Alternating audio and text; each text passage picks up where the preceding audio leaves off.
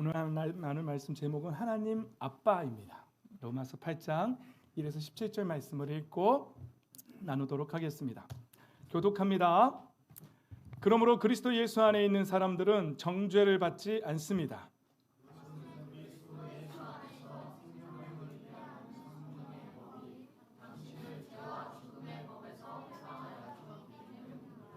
육신으로 말미암아 율법이 미약해져서 해낼 수 없었던 그 일을 하나님께서 해결하셨습니다. 곧 하나님께서는 자기의 아들을 죄된 육신을 지닌 모습으로 보내셔서 죄를 없애시려고 그 육신에다 죄의 선고를 내리셨습니다.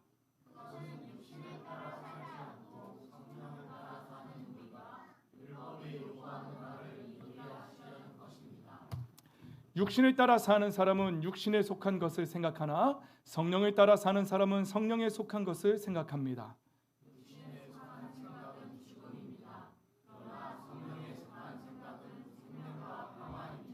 육신에 속한 생각은 하나님께 품는 적대감입니다. 그것은 하나님의 법을 따르지 않으며 또 복종할 수도 없습니다. 그러나 하나님의 영이 여러분 안에 살아계시면 여러분은 육신 안에 있지 않고 성령 안에 있습니다. 누구든지 그리스도의 영이 없으면 그리스도의 사람이 아닙니다.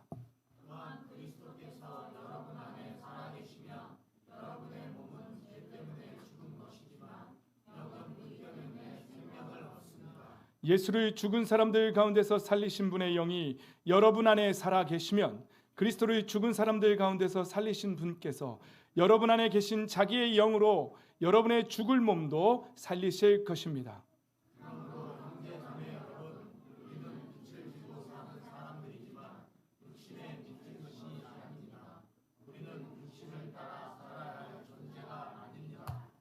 여러분이 육신을 따라 살면 죽을 것입니다. 그러나 여러분이 성령으로 몸의 행실을 죽이면 살 것입니다.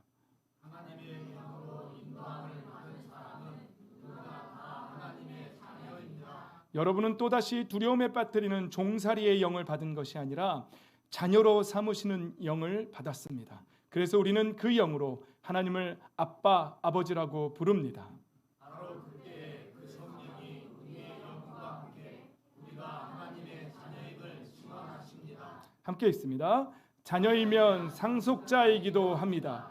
우리가 그리스도와 함께 영광을 받으려고 그와 함께 고난을 받으면 우리는 하나님이 정하신 상속자요 그리스도와 더불어 공동 상속자입니다. 아멘. 예. 할렐루야. 아멘. 우리도 예수 그리스도의 생명의 빛으로 충만하시기를, 그 빛을 받아 누리시기를 예수님의 이름으로 축복합니다. 아멘.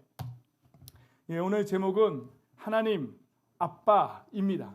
오늘 이 말씀을 나누게 된 배경은 어제부터 우리 제2청년 목장 모임 시간에 이제 이재철 목사님의 새신자반이라는 그 책의 교재를 가지고 어제 일과를 진행했어요. 그래서 그 일과의 하나님은 누구신가에 대해서 거의 1시간 반 동안 일과를 진행했는데 많은 친구들이 참석을 못해서 그래도 결국은 제2청년을 핵심으로 이끌고 갈 학생들이 와 있어서 그렇게 진행을 했습니다.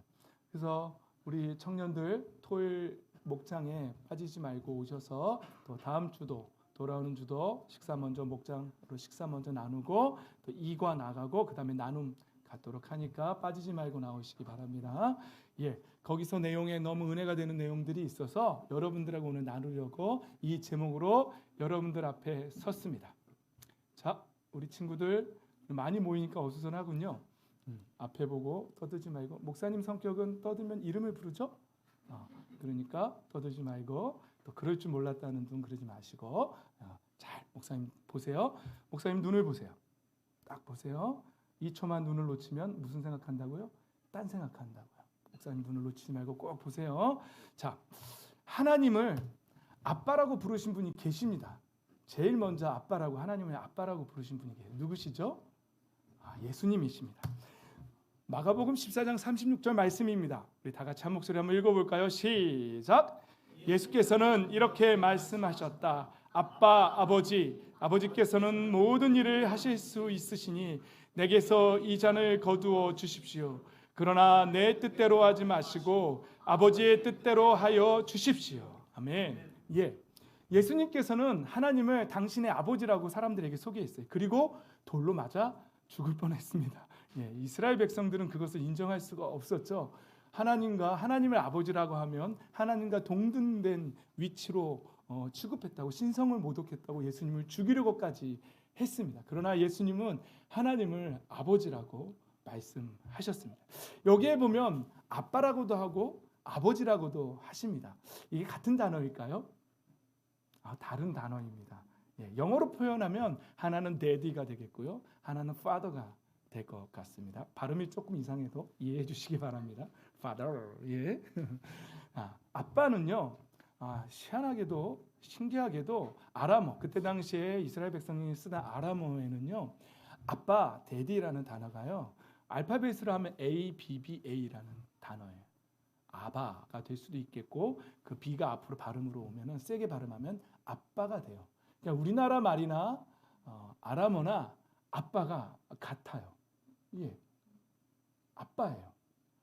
데디는 아빠예요. 한국말도 아빠고 아람어도 아빠예요. 그리고 뒤에 이어지는 아버지는요, 헬라어로 파테르예요. 파테르. father의 원어이겠죠. 파테르. 그러니까 아빠 파테르, my father 이렇게 부르신 거예요, 예수님이. 그러니까 지금 이 말씀을 읽을 때는 예수님께서 지금 어떤 기도를 하고 계신 거죠? 겟세마네 기도잖아요. 그렇죠? 이 잔을 내게서 할 수만 있다면 옮겨 주십시오 하는데, 거기서 예수님이 다 부르는 거예요. Daddy, Father, 이 잔을 제게서 옮겨 주세요. 이렇게 말하고 계신 거죠. 그러니까 예수님의 감정이 여러분 느껴지십니까? 아빠, 아버지 막 이렇게 부르고 계신 것을. 그래서 아람어의 이 아빠라는, 아람어에서 엄마는 뭔지 아세요? 단어가? 모르죠. 임마예요. 임마누엘 할 때 임마예요. 어머니 임마. 근데 이 단어가 뭐냐면은요, 그러니까 아람어나 우리나라 말이나 어린아이가, 젖먹이 어린아이가 처음 입에서 발음되면서 나오기 쉬운 말 있죠. 거기서 파생된 단어예요. 임마가 엄마고요. 또 우리 친구들 또 장난치려고 임마 소리를 듣고 지금 실실 웃고 있는데, 그러지 말고. 아빠는 아빠고요. 아람어로 엄마는 엄마예요.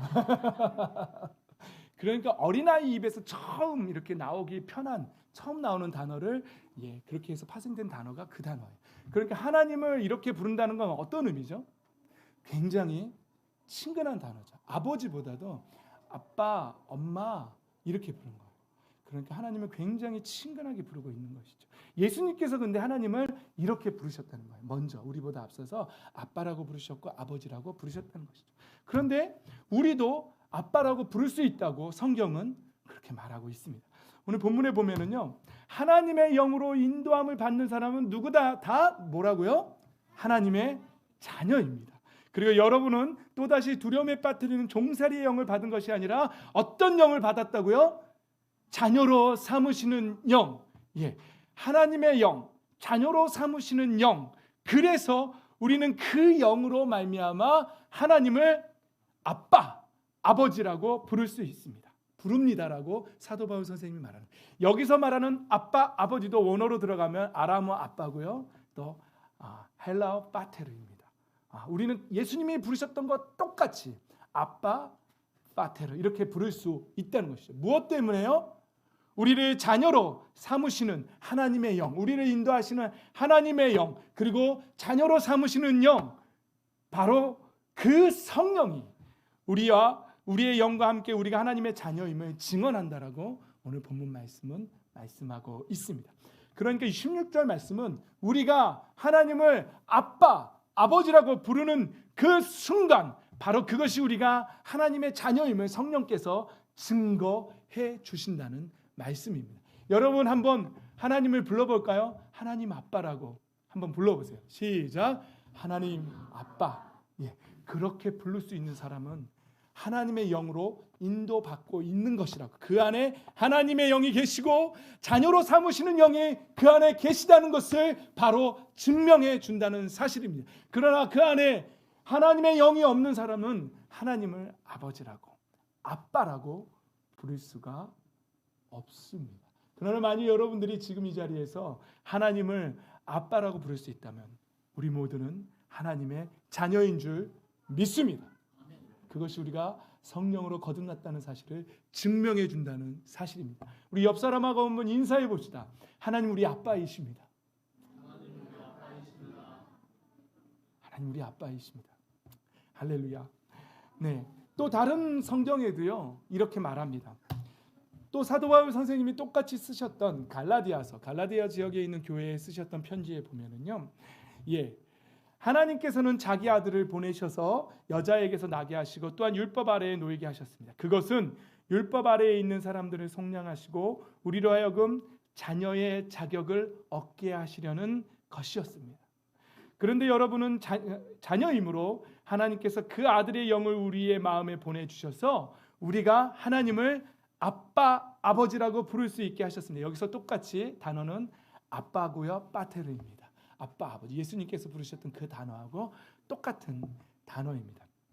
그런데 여러분, 사도 바울 선생님이 말씀하셨던 우리 좀 전에 본문 말씀에 읽었던 로마서 8장 말씀과 갈라디아서의 말씀과 이렇게 쭉 읽어보면 공통점들이 있습니다. 아빠, 아버지가 공통점이겠죠. 그런데 아빠, 아버지라고 부를 수 있게 되는 그 과정들이 공통적인 내용들이 담겨져 있는 것입니다.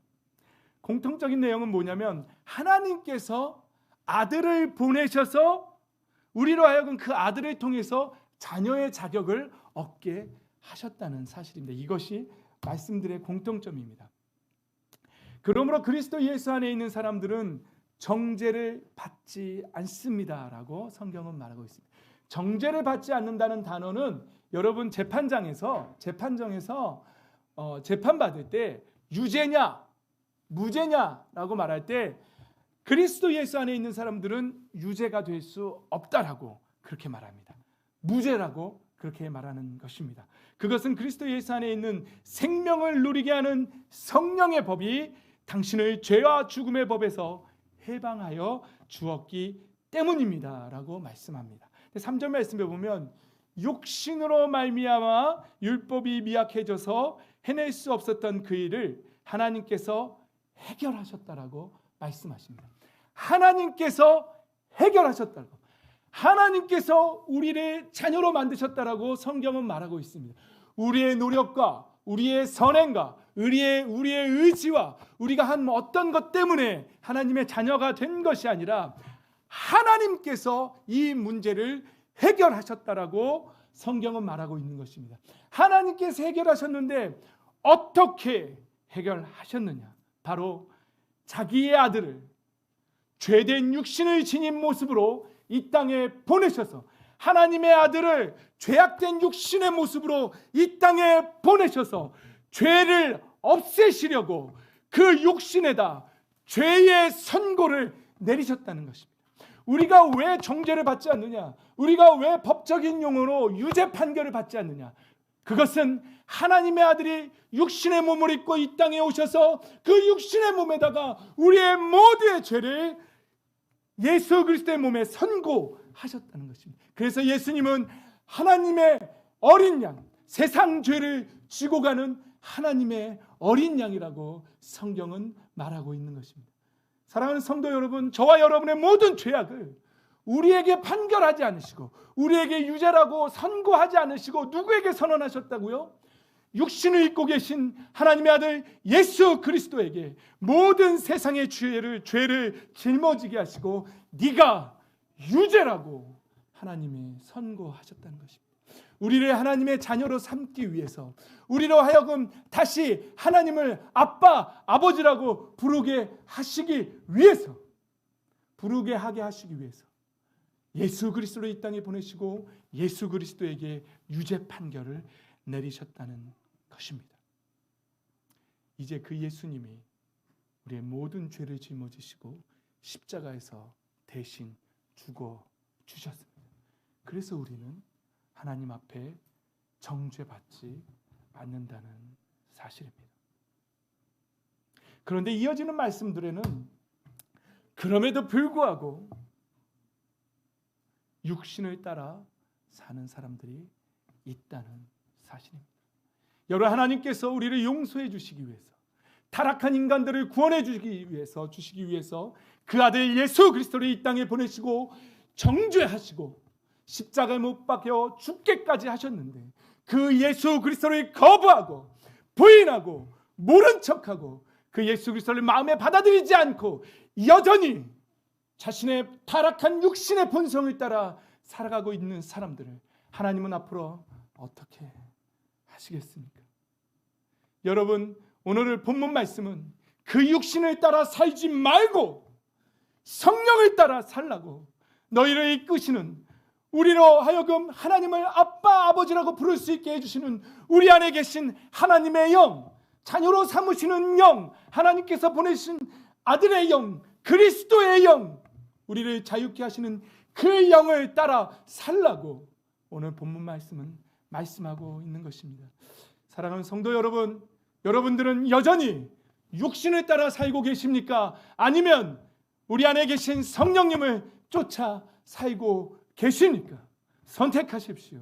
성경은 계속 말하고 있습니다. 하나님이 그렇게 하셨고 하나님이 그 길을 열어주셨는데 여전히 육신을 따라 사는 사람이 있고 성령을 쫓아 사는 사람들이 있다라고 성경은 말하고 있습니다. 우리는 누구입니까? 무엇을 쫓아 살고 있는 사람들입니까? 육신을 따라 사는 사람들은 육신에 속한 것을 생각한다고 말합니다. 자나깨나 육신에 속한 생각만 한다고 말합니다. 그러나 성령을 따라 사는 사람은 성령에 속한 것을 생각한다고 오늘 본문 말씀은 말씀하고 있습니다. 육신에 속한 생각은 죽음이라고 분명하게 말하고 있습니다. 육신을 따라 살면 죽습니다. 여러분, 우리의 영이 죽습니다.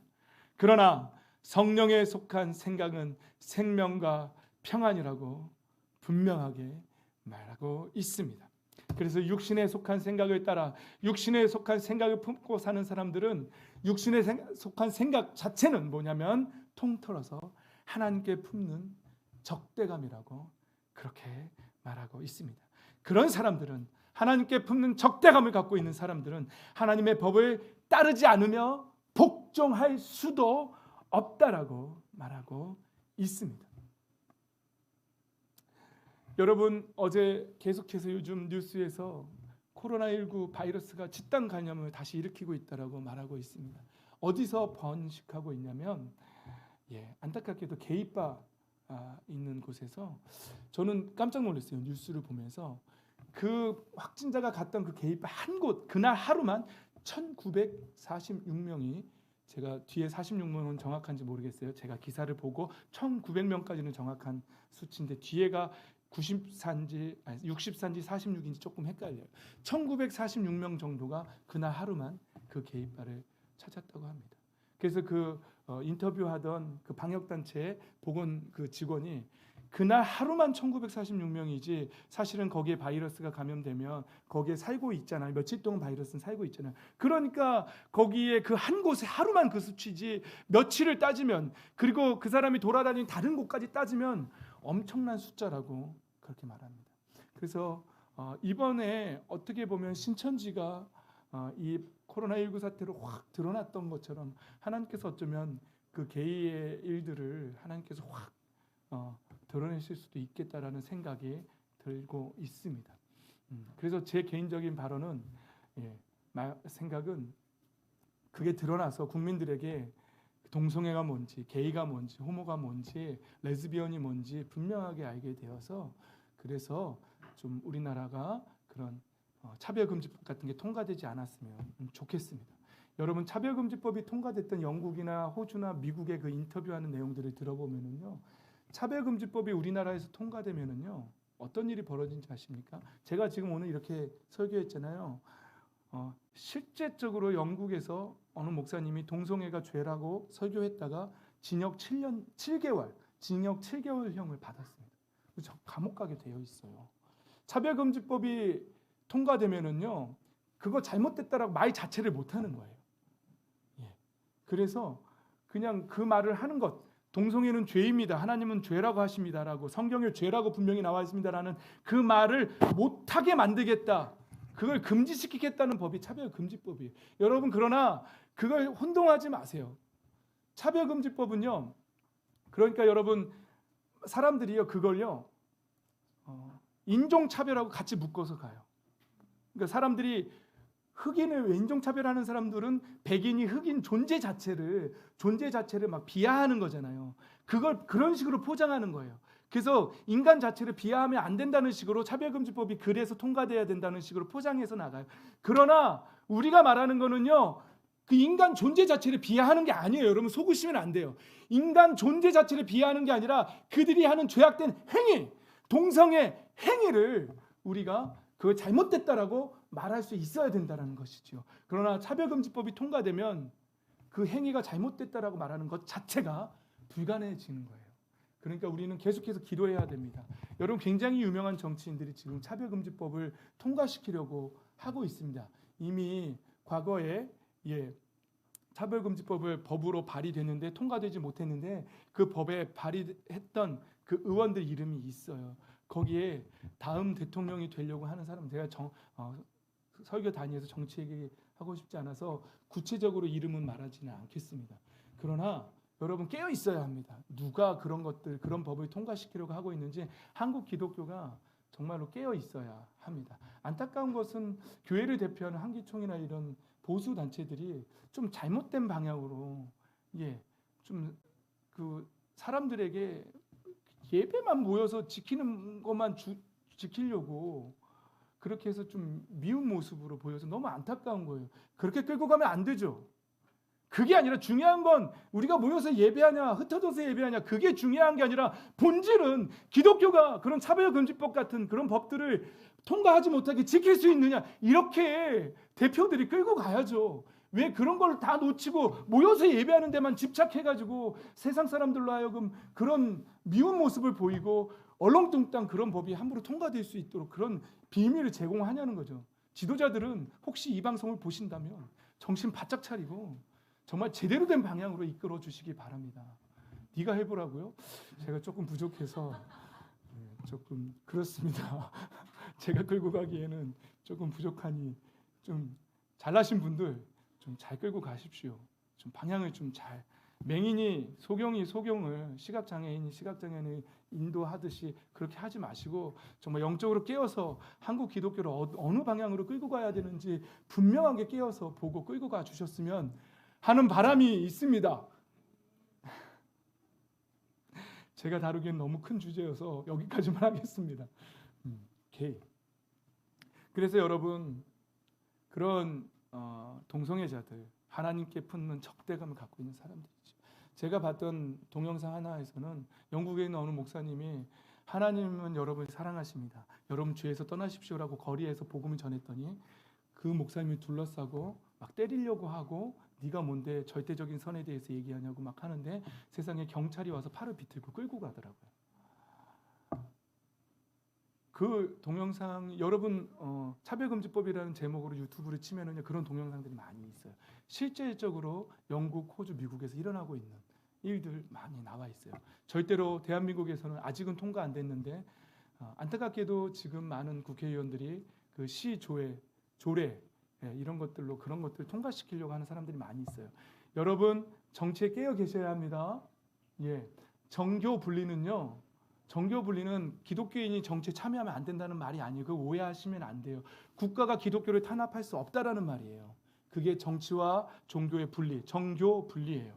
그런데 많은 사람들이 그 단어를 종교 있는 정치에 참여하면 안 된다라는 말로 잘못 해석하고 있는 거예요. 그 잘못 알고 있는 거예요. 종교인들은요, 특히 기독교인들은 영적으로 깨어 있어야 합니다. 그리고 세상이 어떻게 돌아가고 있는지 깨어 있어야 합니다. 그리고 참여해야 합니다. 투표로 참여해야 되고요. 정확하게 이 나라를 바른 길로 이끌고 갈 수 있어야 합니다. 그렇게 영적으로 깨어 계시고 정치적으로 깨어 있는 저와 여러분 되기를 예수님의 이름으로 축복합니다.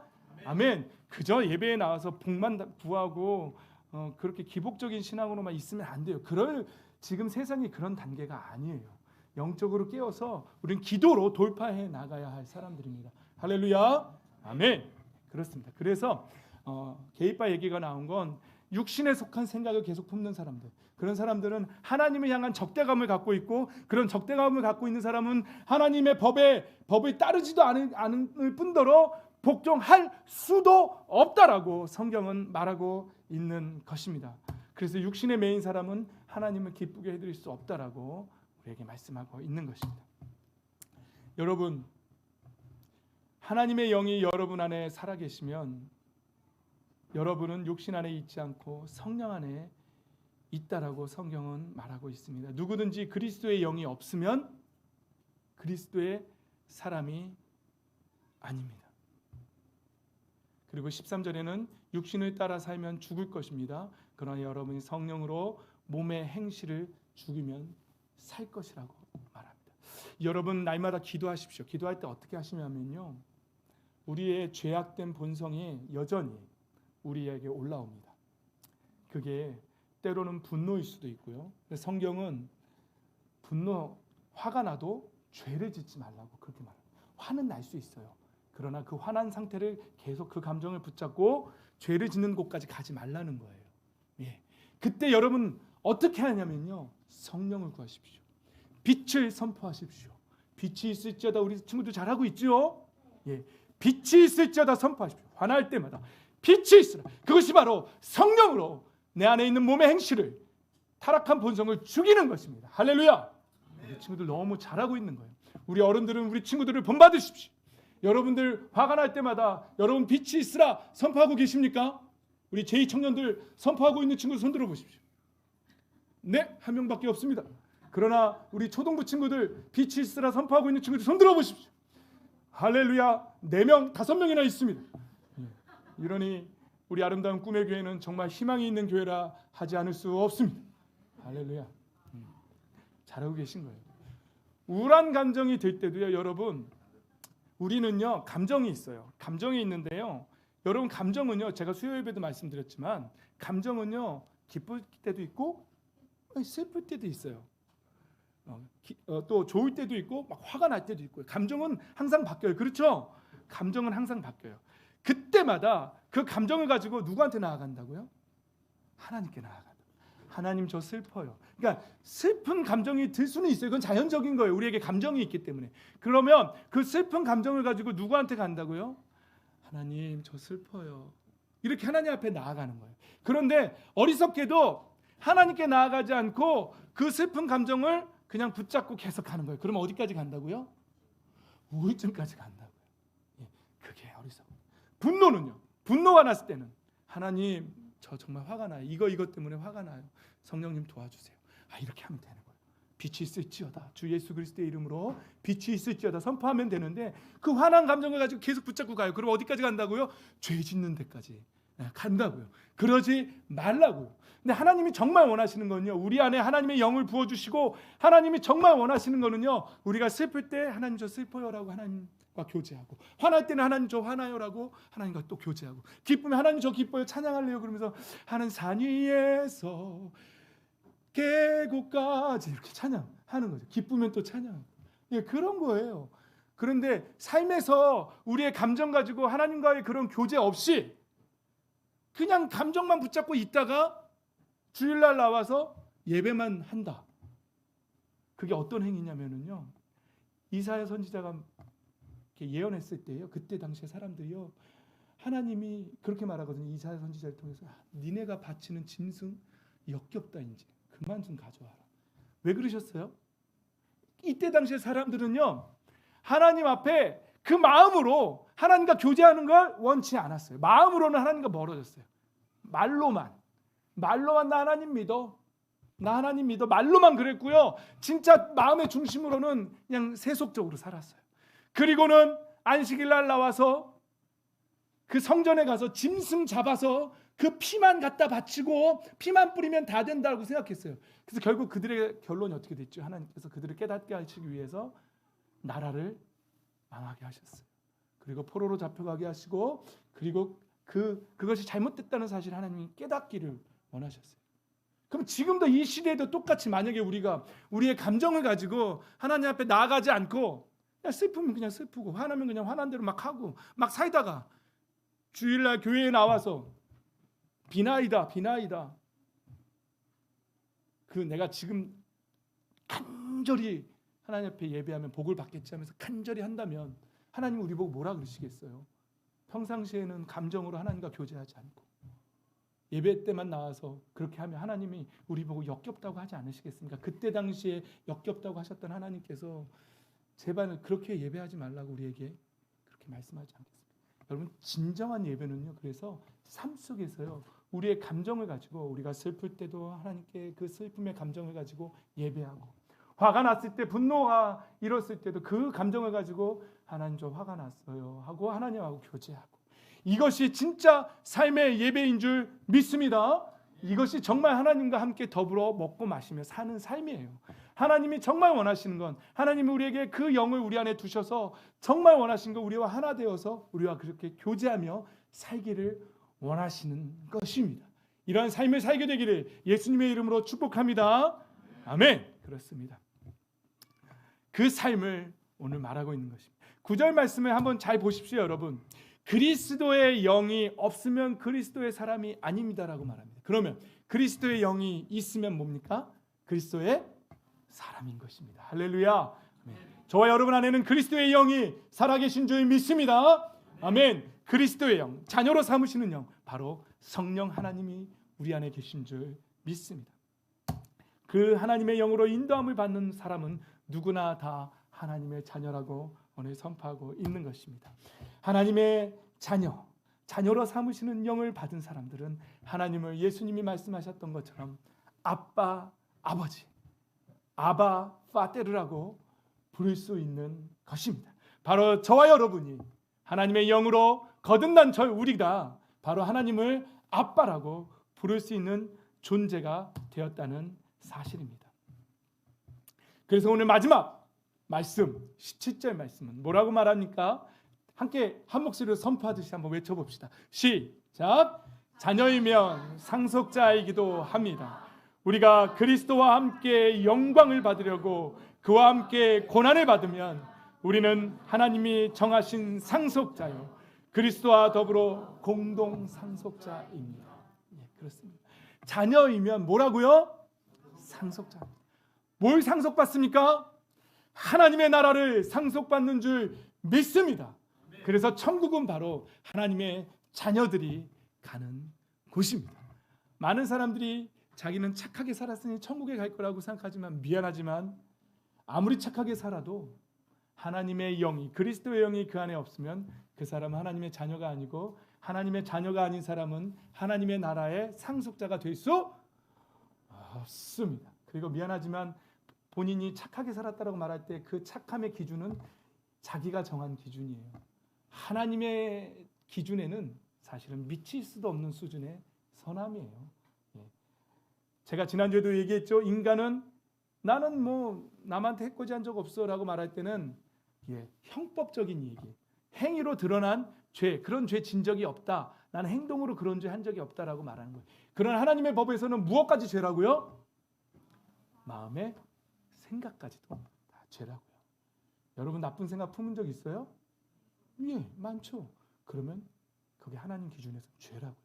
그러나 하나님께서 예수님 때문에 우리 다 용서해 주신 줄 믿습니다. 아멘. 그러니까 세상 사람들이 나는 착하게 살았어, 남에게 해코지한 적 없어라는 말을 할 때는 기준이 뭐라고요? 자기 생각, 본인 생각의 기준에서 자기는 착하다는 거예요. 하나님의 기준에는 미치지 못한다는 것입니다. 그래서 오늘 마지막 말씀은 하나님의 자녀가 하나님의 나라를 상속받는 것입니다. 할렐루야. 아멘.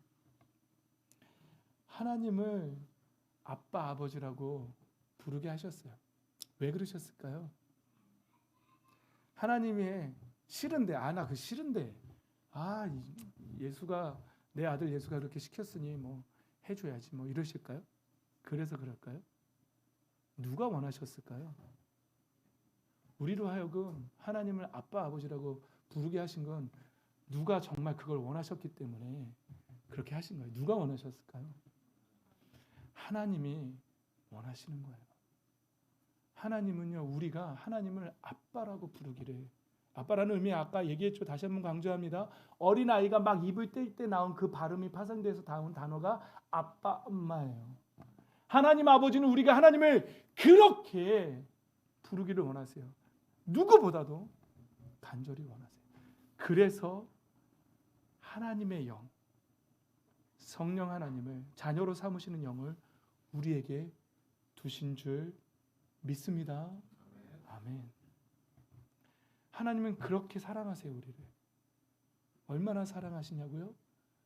그렇게 우리를 자녀 삼기 위해서 예수 그리스도, 아들 되신 예수 그리스도를 죽기까지 내어 주셨습니다. 그 정도예요. 그만큼 사랑하세요.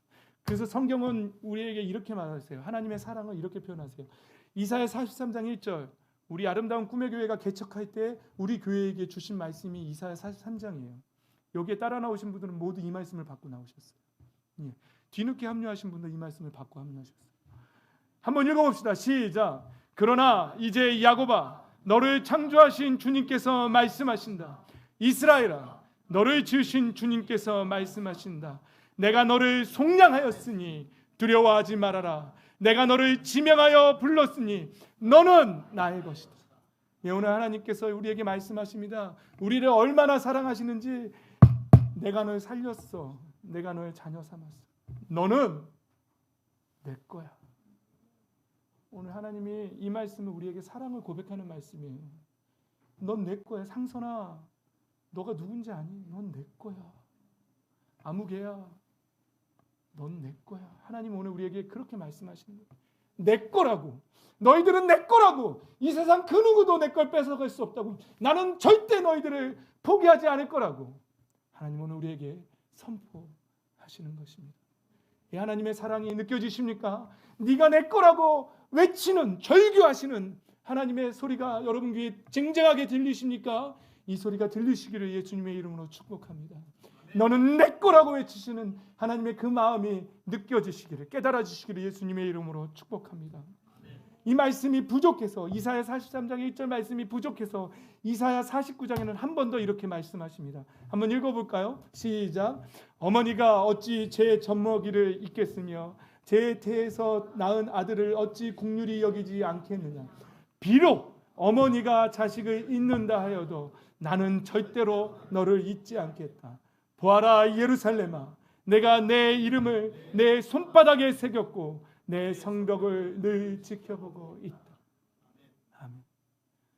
여러분, 손바닥에 새겼다는 말씀, 이게 무슨 말씀이냐면요, 이 단어 새기다, 하카크라는 단어는요, 예, 여러분 바위에다가 우리 어디 뭐 정상에 올라가면 큰 바위에다 무슨 봉이라고 새겨놓은 거 보신 적 있으시죠?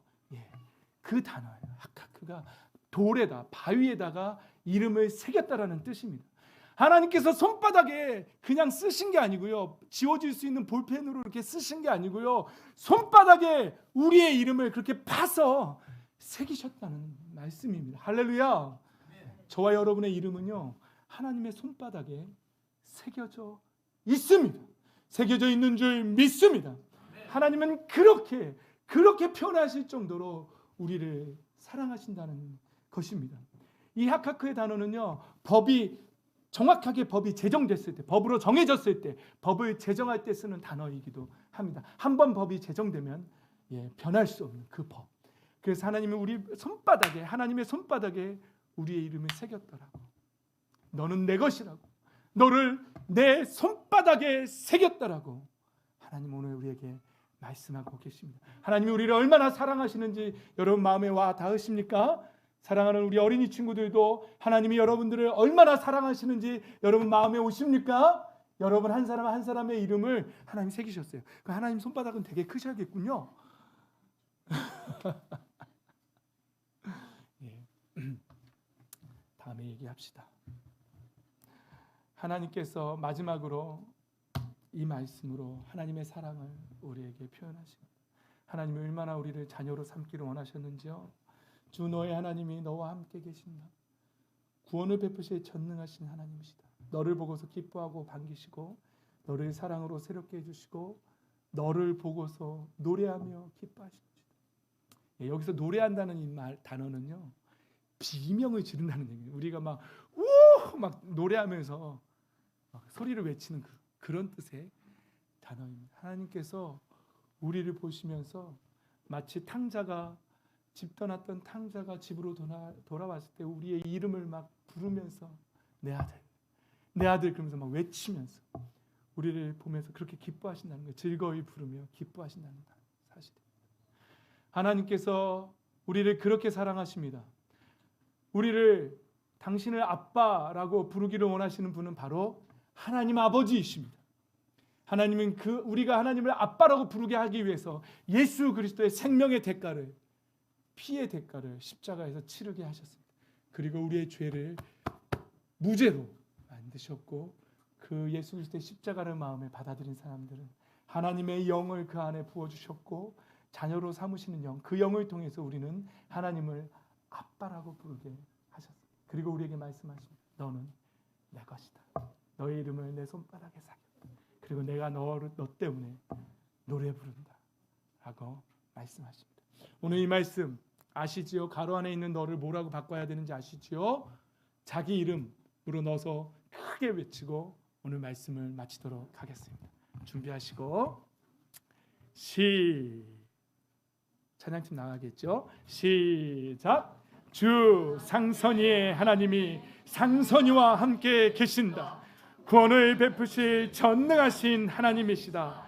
상선이를 보고서 기뻐하고 반기시고, 상선이를 사랑으로 새롭게 해주시고, 상선이를 보고서 노래하며 기뻐하실 것이다. 아멘. 할렐루야.